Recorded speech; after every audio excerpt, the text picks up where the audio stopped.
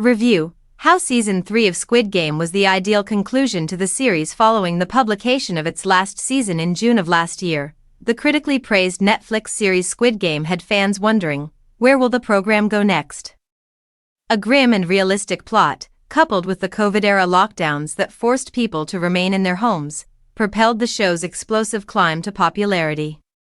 Through its vivid portrayals of debt, greed, and misery under capitalism, the show enthralled viewers and shed light on more expansive ideas of meaning, purpose, and improving the world.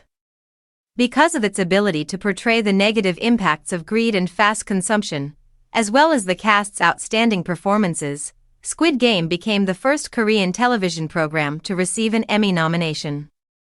However, given the procedure required to even come up with the idea for the show, its success can be viewed as a miracle. The beginning of the games, it all started in the year 2000.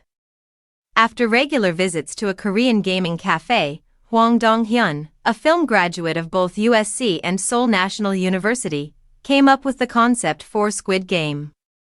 Many of Hwang's relatives were compelled to take out loans in order to finance their livelihoods during the severe debt crisis that Korea was going through in the 2000s. Hwang had a similar experience at the gaming cafe.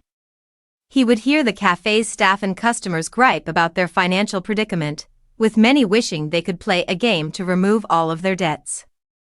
Hwang was fascinated by this concept and had many family members who had gone through the same thing. He painstakingly wrote the first draft of the script for Squid Game, but when he submitted it to several Korean production companies, it was rejected because it was too hideous and unrealistic. In the 2010s, Netflix established branches in Europe and East Asia in an effort to broaden the brand's global appeal. Because Hwang has experience in the Korean film industry, directors at Netflix's Seoul headquarters were interested in his script. Because Squid Game deviated from the programming that was often available on Netflix's platform, the streaming service became especially interested in producing the show. For the very reason why it was shut down, the program that was deemed too hideous and unrealistic was approved, demonstrating the renowned director's tenacity. The first episode of the show was released in 2021, after production started in 2019.